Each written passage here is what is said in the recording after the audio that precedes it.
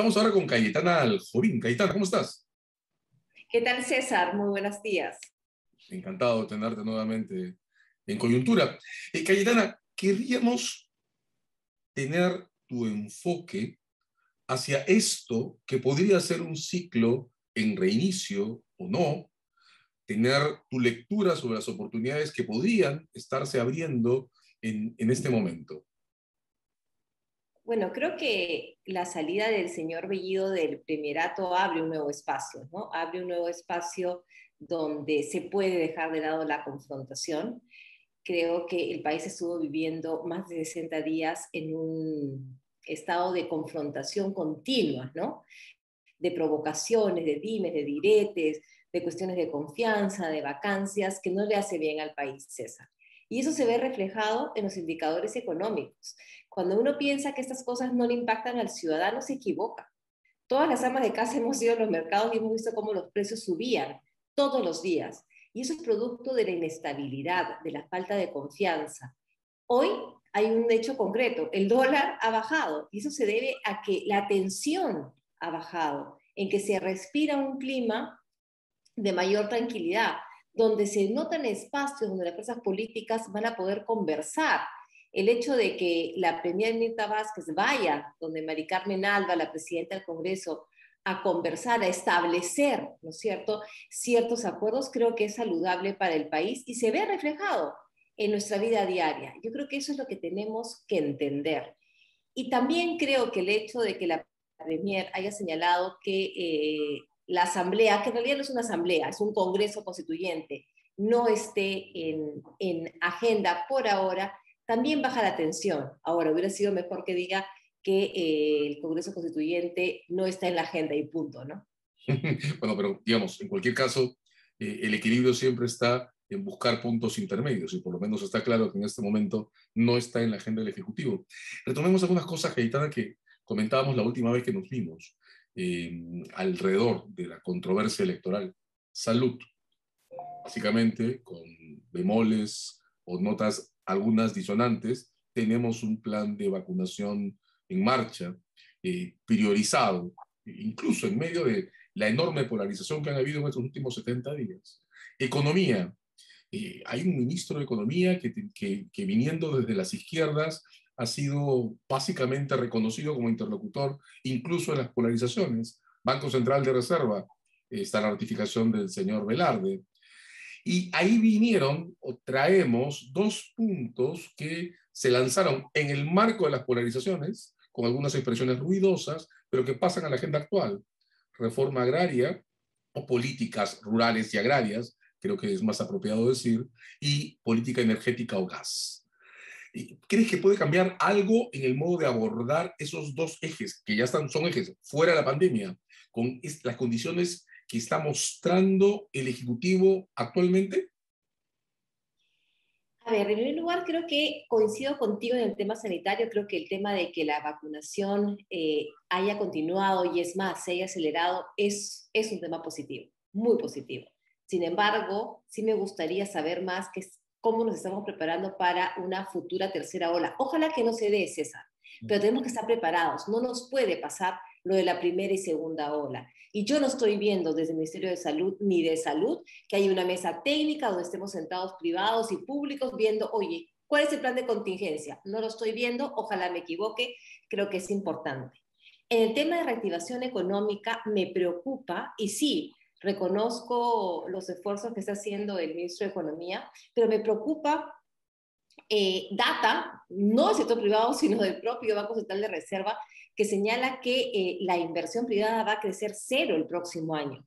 Sin inversión privada no hay trabajo. Y yo creo que lo que la gente quiere hoy en día no es confrontaciones. Lo que la gente quiere es trabajo.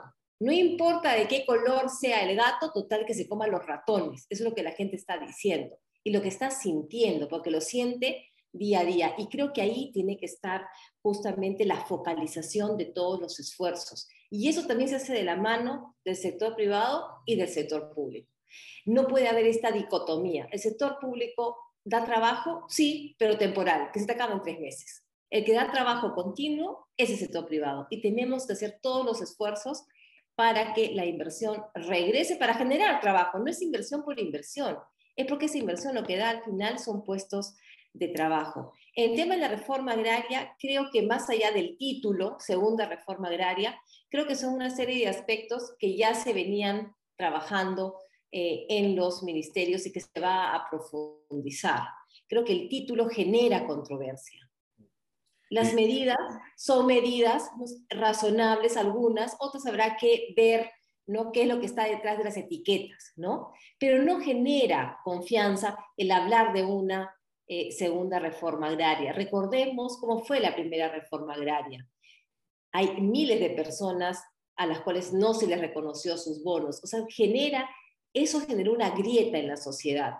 Y entonces volver a poner ese título en ahora no ayuda tampoco a crear un clima de estabilidad.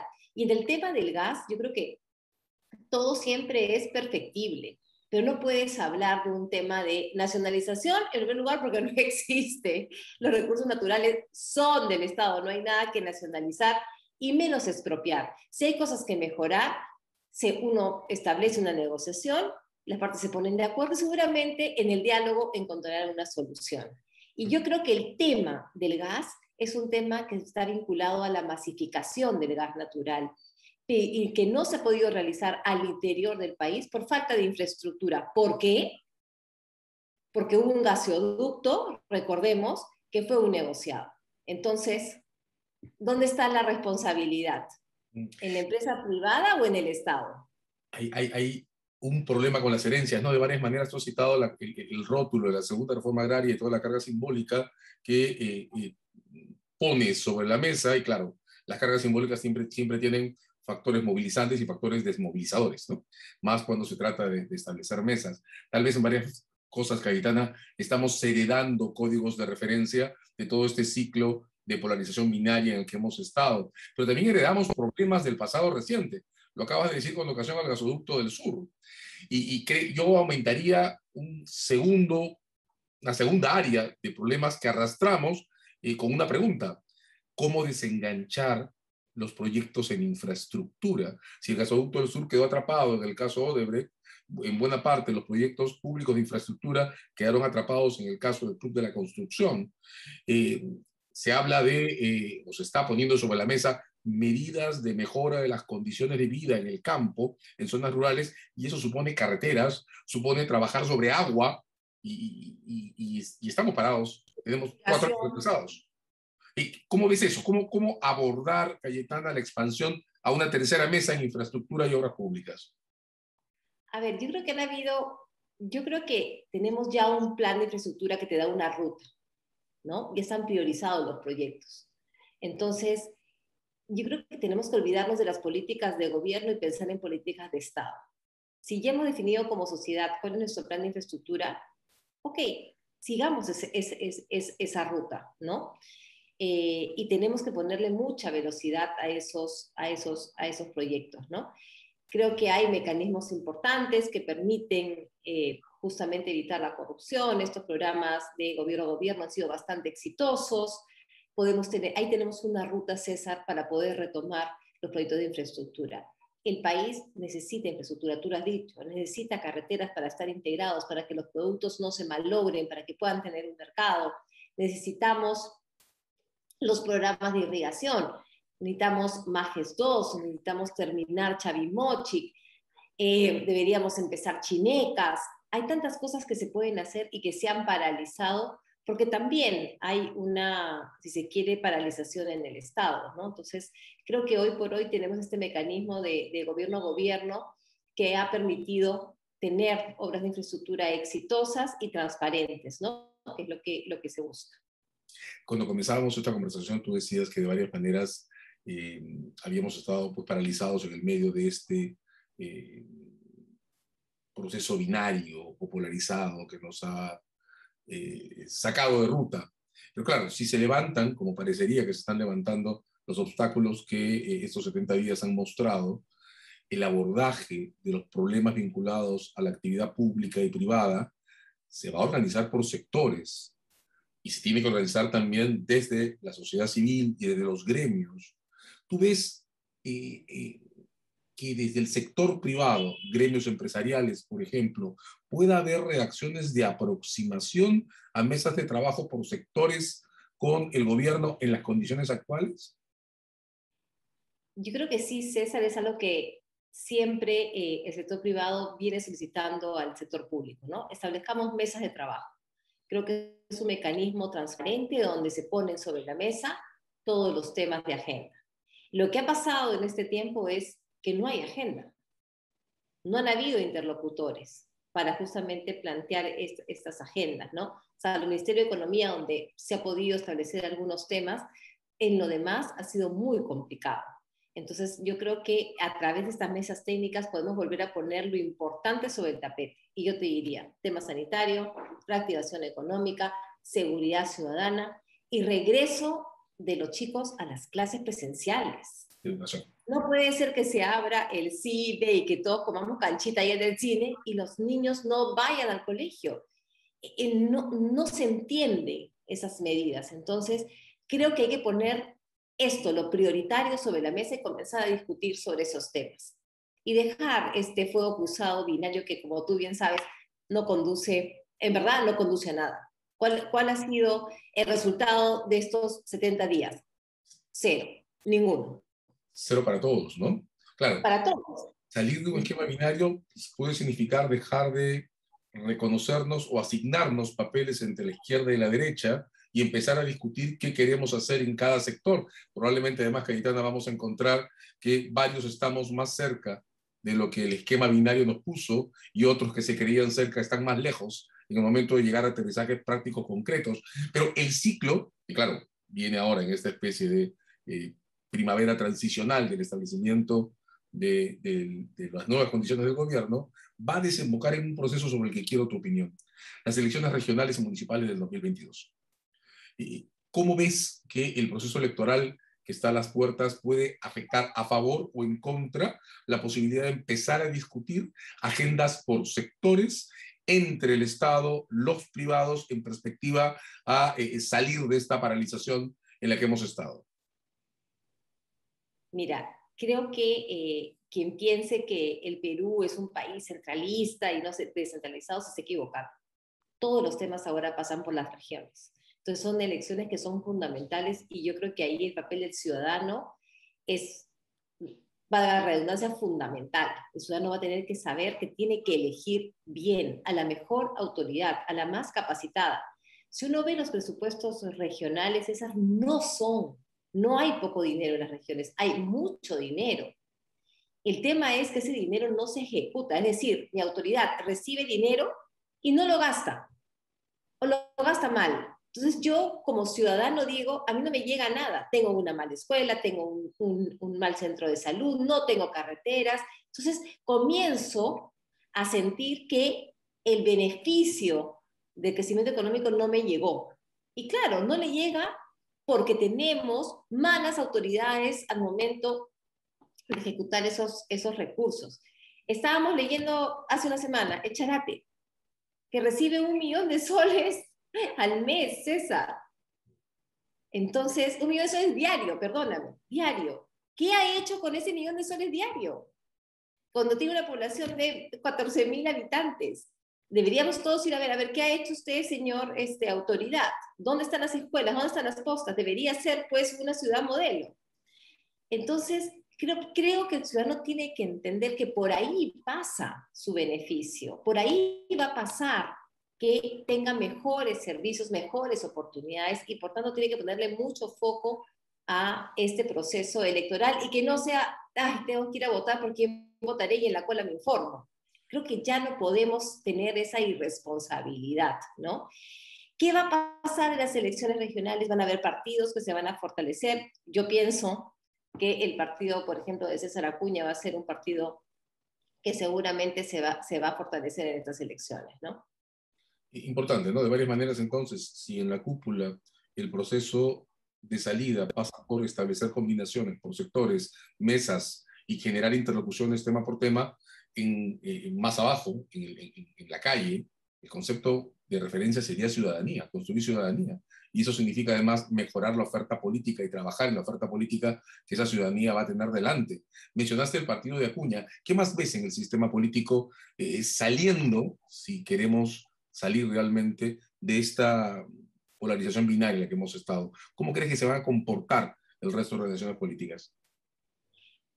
Yo creo que va a haber un fortalecimiento del centro, César. Esa es mi percepción, ¿no? Los extremos de un lado y otro lado creo que van a perder, si se quiere, fuerza en estas elecciones, ¿no? Justamente como producto de esta, ¿no?, confrontación.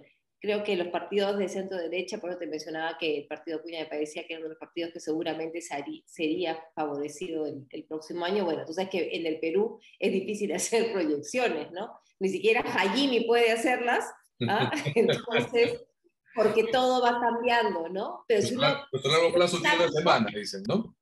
Exactamente, si fuera estático, eso es lo que uno puede ver, ¿no?, a futuro, ¿no?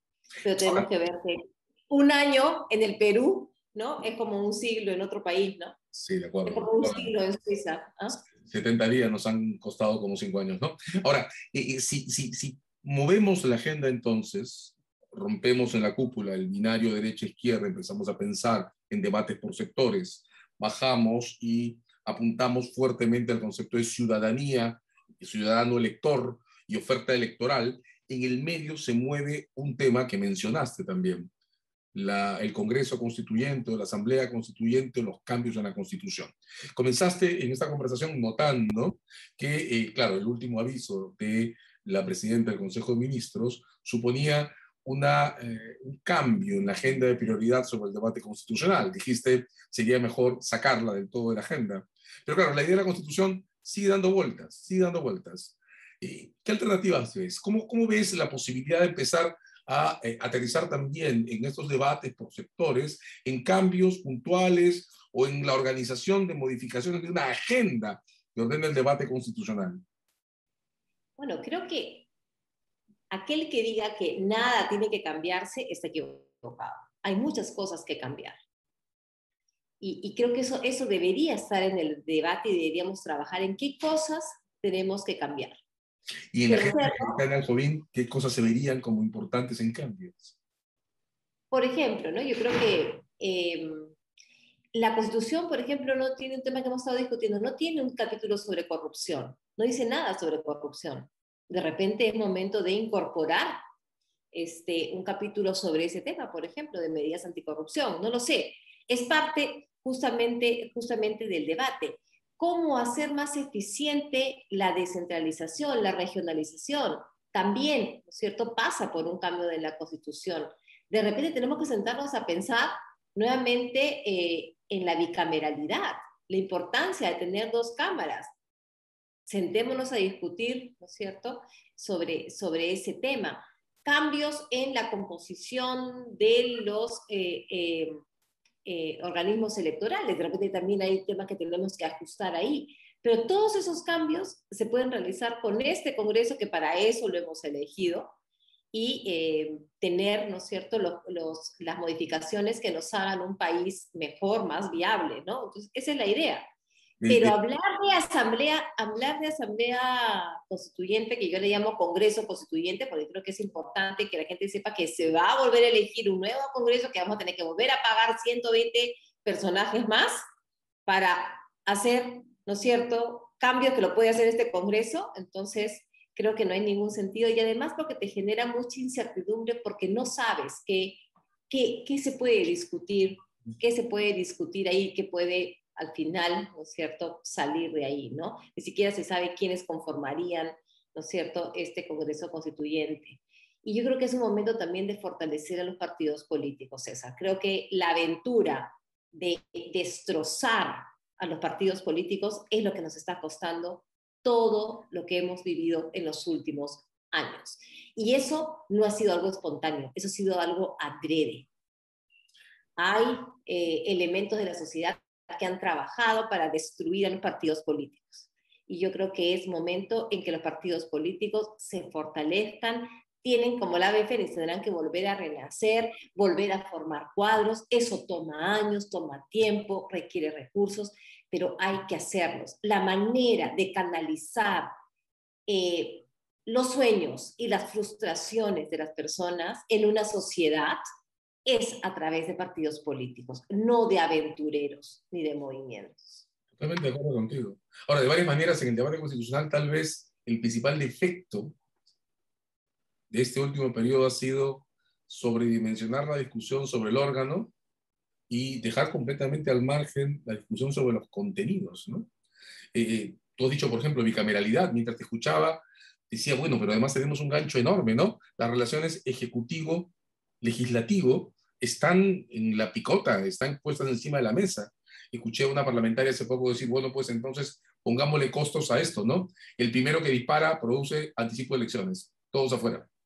No sé si sea más que una expresión de estado de ánimo, pero ahí hay una muy buena razón para retomar el debate sobre qué queremos como constitución en base a contenidos, ¿verdad? Eh, tú verías, Cayetana, posible, por ejemplo, que también los gremios empresariales rompan el mito de la prohibición de reformas constitucionales y empiecen a discutir qué constitución es la que defienden? Pues, si por un lado hemos sobremagnificado el ambiente, y claro, y Perú Libre ha levantado Asamblea Constituyente o lo que sea, por el otro lado, de repente hemos magnificado el nombre. La Constitución del 93. Ya, pero ¿cuál es la Constitución del 93? ¿No tendría Mira, sentido que empujemos ese debate, Cayetana? hay muchos filósofos y he escuchado a un presidente de gremio justamente hablar de lo que es el significante vacío, ¿no? Que es un término que se utiliza mucho y la izquierda lo maneja muy bien. Entonces, yo creo que la Asamblea Constituyente es un significante vacío, ¿no? Yo le cuelgo a la Asamblea Constituyente mis frustraciones, mis anhelos, todo, pero al final no sé ni siquiera qué cosa es, pero ahí le cuelgo, ¿no? Todos estos sentimientos, si se quiere, que tengo, ¿no? Entonces, creo que es importante sentarnos y decir qué cambios hay que hacer y tener un debate sobre los cambios. Cambios sí, yo creo que todas las constituciones, y lo vemos, ¿ah? La constitución de Inglaterra, ¿no es cierto?, que es del siglo XII, sigue hasta ahora, porque se han ido haciendo los cambios, no es la misma, pero Claro. no ha llegado a tener una asamblea constituyente para derogar todo, no, es sentémonos a ver cómo hacemos las cosas mejor, todo es perfectible y yo creo que nadie en su sano juicio se va a oponer a que tenemos que hacer cambios, cambios sí, pero Congreso Constituyente no. O en cualquier caso, contenidos primero, ¿no? Contenidos por Contenido, delante. Bicameralidad es un pero, contenido. pero esos son los cambios. Dime, a ver, ¿qué cosas quieres cambiar? ¿Y para qué? ¿Y cuáles crees que van a ser los resultados de esos cambios? Debatamos sobre eso. Podemos, Debatamos. podemos estar entrando entonces, Cayetana, a un ciclo de desmitificaciones, en el que, como tú dices, abandonemos los significantes sin contenido y empecemos a discutir sector por sector y grupo por grupo qué cosa es lo que queremos en la reorganización de un país que creo, como tú, terminó un ciclo, ¿no? Sí, y me gusta mucho lo que acabas de mencionar, porque es algo que yo siempre, en mis clases, sobre todo, siempre decía, Perú es un país de mitos. Nos hemos acostumbrado, ¿no?, a creer en mitos, desde Manco Cápac y Mama Ocllo, los hermanos Aybar, tenemos muchísimos, nos gustan mucho los mitos. El problema que tenemos es que nos quedamos con los mitos y nos quedamos con las medias verdades muchas veces y no entramos a profundizar en la realidad y en la verdad, ¿no? Entonces creo que sí tenemos una tarea pendiente en desmitificar una serie de aspectos de nuestra sociedad, ¿no? Y probablemente vamos a tener que entrar además en un ciclo final de equilibrio del Ejecutivo, si siguen en este ciclo que creo que compartimos en la mirada de ruptura del esquema binario anterior, en el que además hayan algunos cambios complementarios en sectores y entidades públicas, ¿no? ¿Hay todavía daños, Cayetana, derivados de estos últimos 70 días por remover? Mira, yo creo que la salida del señor Bellido ha sido importante, pero no es suficiente, César. Todavía hay nombramientos que preocupan, ¿no? No podemos tener un ministro del Interior que tenga 150 sanciones. ¿Cuál es el mensaje que le estás dando a la policía? ¿Qué mensaje estás dando? Yo creo que hay una cosa más seria, honestamente, todavía, y sigo pensando también en mi historia interior, y que no puedes tener a un ministro del Interior que tiene como abogado personal al mismo abogado que defiende personas que tienen cargos por contacto con el BRAEM, por casos como el de lo dinámico del centro y cosas de este tipo, ¿no? De varias maneras. Como el abogado, ¿no?, del partido político que está siendo bajo investigación va a ser el ministro del Interior, que tiene acceso a las investigaciones policiales, que tiene acceso a información, que puede tener acceso a información privilegiada.